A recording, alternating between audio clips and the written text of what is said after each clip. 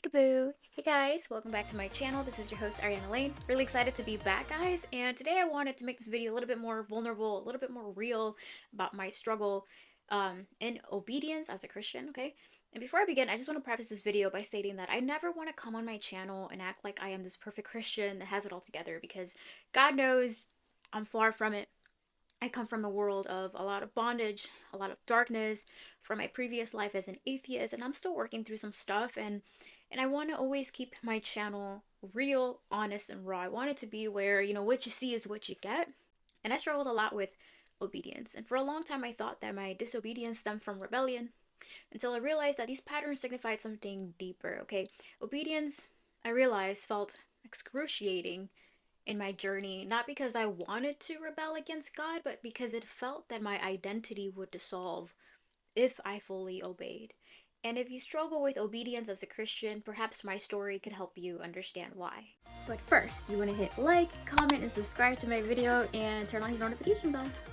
Okay guys, so let's get deep, let's get real. So I was an atheist for most of my life. I'm actually fairly new to this Christian journey, but I can describe my journey as being characterized by extreme highs and then extreme lows. Okay, the extreme highs being on top of my prayer life, going to church all the time, reading my scripture, praying, all of these things, to then radically shifting to a low where I completely abandoned church. I've stopped praying. I'm not reading the Bible. I'm cursing again.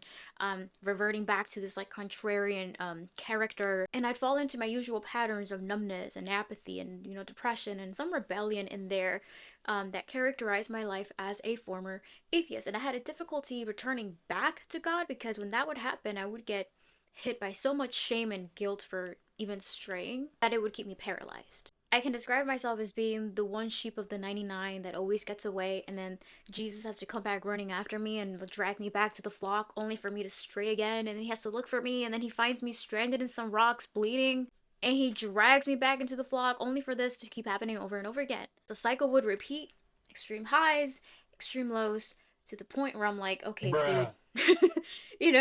And I just felt like I was always bouncing back and forth between two worlds. Okay, a world where God was inviting me towards, an invitation to transform my identity into the image of God, and a world where the enemy was pulling me back, into this familiar darkness, pulling me back into a counterfeit identity rooted in shame, rejection, and fear that all felt too familiar and even safe.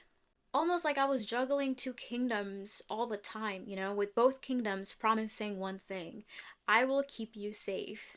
Okay, see, my words said I stood with the kingdom of God, but my behavior would say otherwise, because I kept jumping back and forth. And unfortunately, I think I trusted the kingdom of the enemy a lot to keep me safe when I was struggling and stumbling as a believer. And as a result of this tug of war, it was very difficult for me to be obedient to God's instructions. And I would always feel terrible about it, because I'm just thinking like, dude, what's wrong with me? I would think about all the miracles God has done for me, how he saved me, how he delivered me from insomnia, nightmares, demons that tormented me for most of my life, how he healed my wrist. I still couldn't be faithful. I would still stray, and I would hate myself for it. I would think like, what the hell is wrong with me? Like, why is my flesh so resistant, against the spirit of God? Why do I run? Why do I hide? Why, despite knowing I'm not happy in this world of, this familiar world of darkness, and yet when I struggle, I run into the arms of this darkness. And I cannot tell you just how many times I was disobedient. Like, it's honestly insane. Okay, like it's appalling at this point. Okay, when I first came to God, I had been delivered from insomnia and nightmares. Okay, for once I was actually able to sleep. Like, I hadn't slept in 10 years, okay?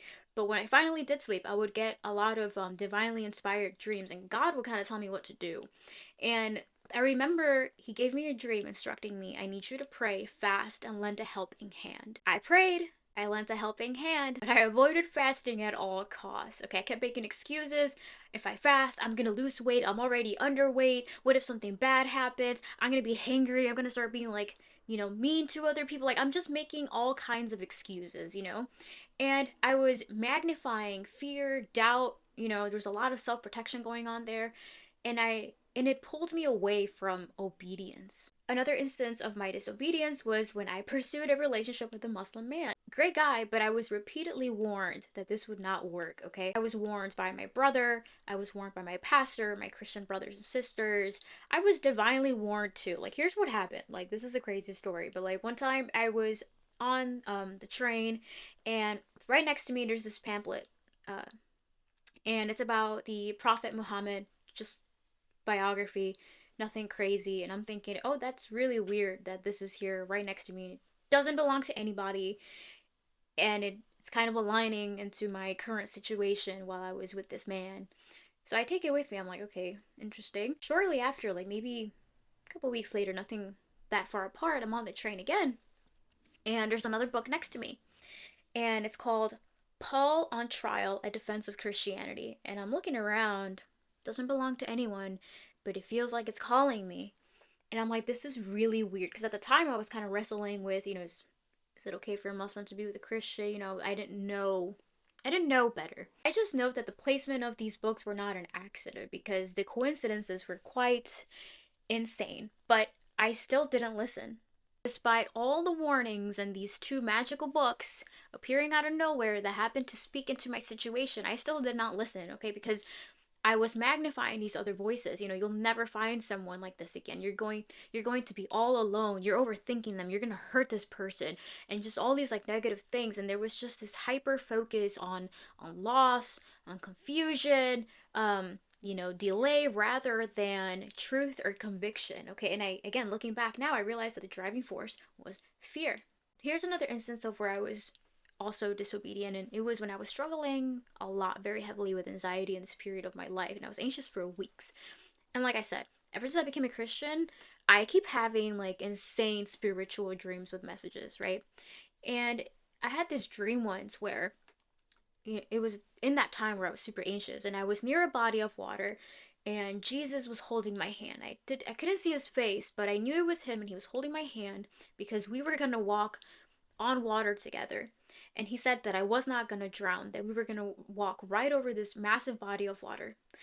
Despite this, despite these words coming from the Son of God, I was afraid to do so because I'm thinking, bro, I'm going to fall into this water. I'm going to start sinking. I don't know how to swim. Like, I'm freaking out. Um, and he kept holding my hand, and he gently told me, like, you will never defeat your fear. You will not defeat your anxiety unless you walk alongside with me. And then I woke up and I'm like, oh God, like that's another divine message right there. And guess who still refused to walk alongside him when things got challenging? This girl, okay? Guess who kept running into the arms of darkness when things got scary? This girl. Dude, I mean, I could go on and on about all my moments of disobedience, but at this point, this video would be too long. And after extensive reflection and a significant amount of introspection, I came to the conclusion that there are only two explanations for my disobedience, okay?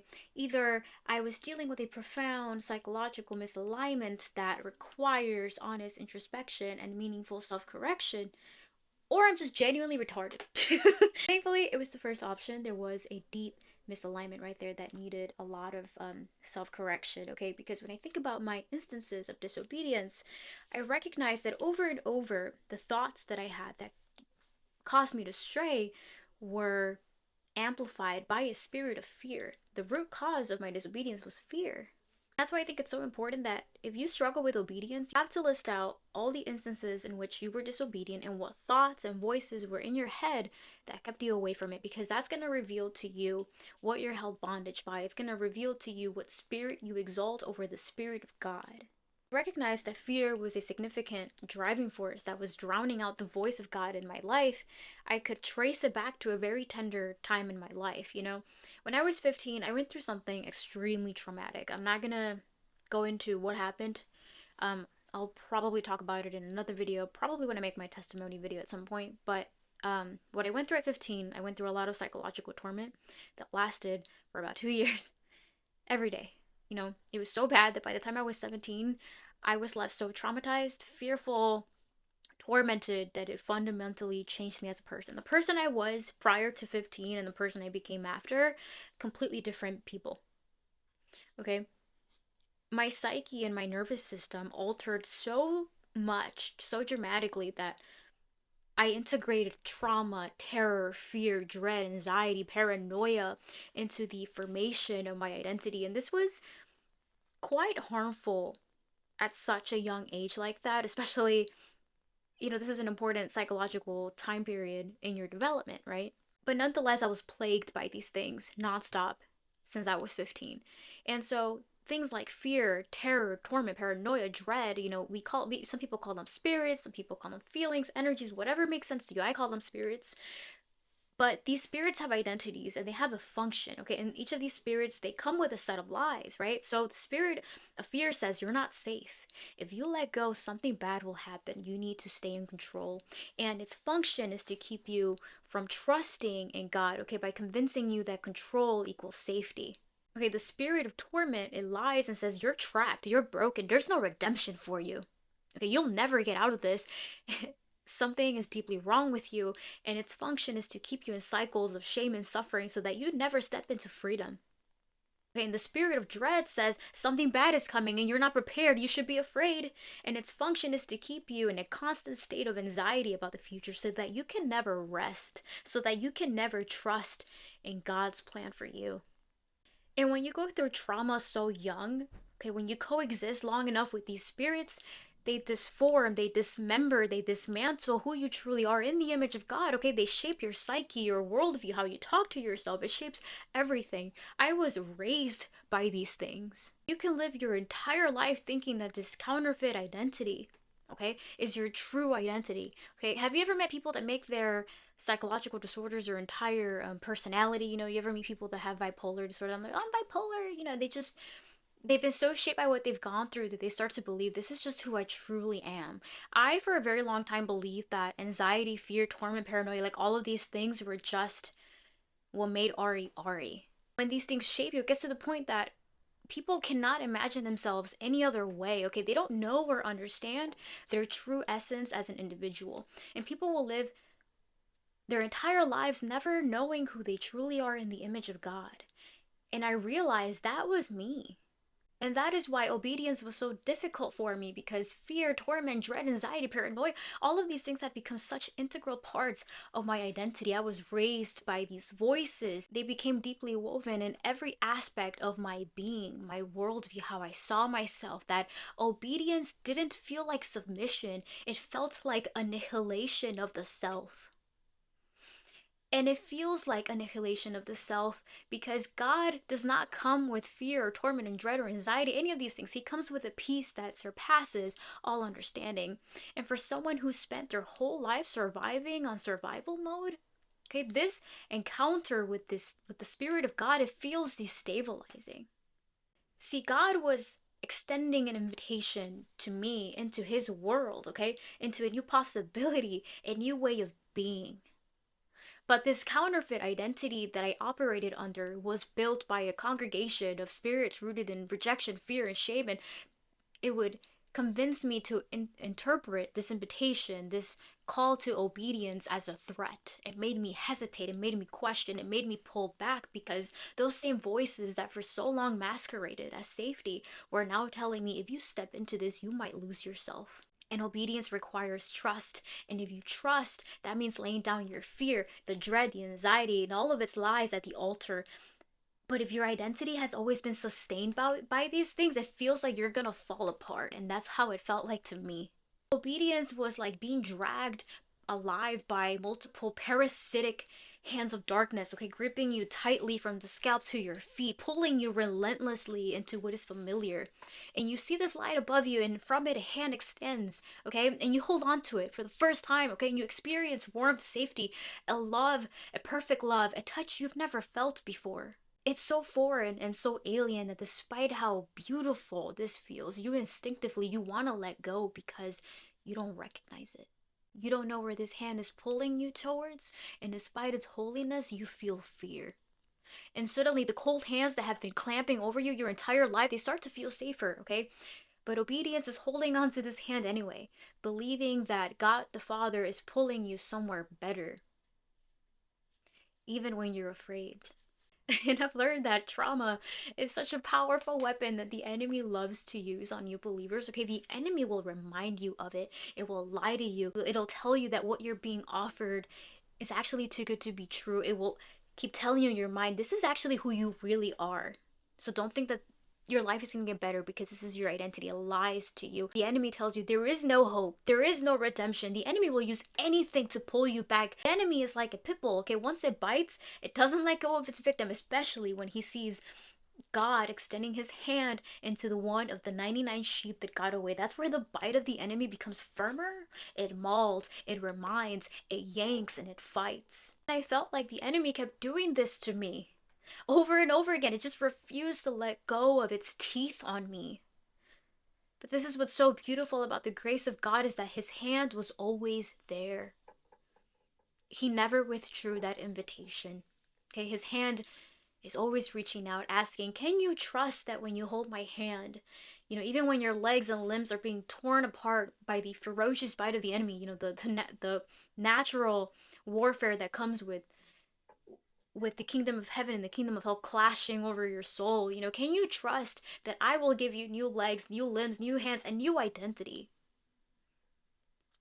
And in the midst of it, you're scared because you're being pulled, by the hand of God and by the grip of the enemy, and you feel your flesh tearing. You feel like the self is just going to dissolve because all you've ever known are the clutches of the enemy.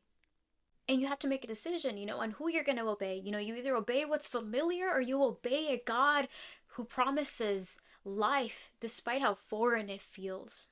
And I know that sounds kind of a dramatic picture, but that's what obedience have been feeling like to me. That is my true, raw, honest experience with obedience. And like I said before, I always want to keep it real on this channel because the truth is I'm still learning how to be obedient. I haven't mastered obedience yet. I come from a background of a lot of bondage, strongholds, demonic torment. I've seen demons, it's bad. Like my life was hell before I encountered God, okay? I had been surviving in the mouth of the enemy for most of my life, okay? So there are still moments where the fear feels louder than trust, okay? Moments where I want to go back to what's familiar, and sometimes the friction is so intense, and sometimes I lean on God, and sometimes I surrender temporarily to the bite of the enemy. But now I understand why, and that's been a big game changer for me because I'm no longer tearing myself apart over it. Before I would be like, what's wrong with me? Like, why can't I get it right? I'm so stupid, blah, blah, blah. And now I can recognize it as what it is. It's fear. I can recognize it and say, you know what? Ari is just afraid. And that distinction matters because both narratives carry power. Okay, the first one, what's wrong with me? What's wrong with you? It carries and enforces cycles of shame. It shrinks you. It keeps you small. It condemns you. Okay, while the other, it carries hope. It allows a space for compassion to come in. And now you know what you need to work on, right? Now I'm no longer in the mouth of the enemy, but I still experience his bites for sure, okay? His attempts to maul and make me stumble, Like, believe me, the enemy tries really hard to pull me back. But at least I can look now, I'm more aware of where I'm being bitten. I'm learning that obedience isn't about losing who you are, but it's about trusting God enough to let him show you who you truly are. And that can be scary. Okay, that's scary when you spent your whole life building an identity out of survival. Okay, when trauma shapes you and fear and all these like ugly things have shaped you. You don't know who you are without these things. But God isn't asking us to destroy ourselves, okay? He's asking us to surrender parts of ourselves that were never meant for us to carry in the first place. And he wants to replace it with something new. I hope this video blesses someone because I sure wish I had been more compassionate with myself throughout my journey as a believer rather than condemning myself every time I fell off. I used to want to be fixed so fast. I wanted to just be perfect and just like walk perfectly, and do all the right things. And I would compare myself to other Christians and their walks because it always felt like I was stumbling and struggling more than other believers. And I realized like sanctification looks different on everyone. I was not a pastor's kid. A lot of people that I was comparing to myself, they grew up in the church. Like they've known this all their life. I did not. Some of us just come from some really heavy, dark places. And sometimes the trauma really is just that deep. And it takes time to rewire your being, your thoughts, your trust. And that's okay. here are some verses that have been comforting me as I navigate my own practice of obedience, okay? Corinthians 12:9. But he said to me, my grace is sufficient for you, for my power is made perfect in weakness.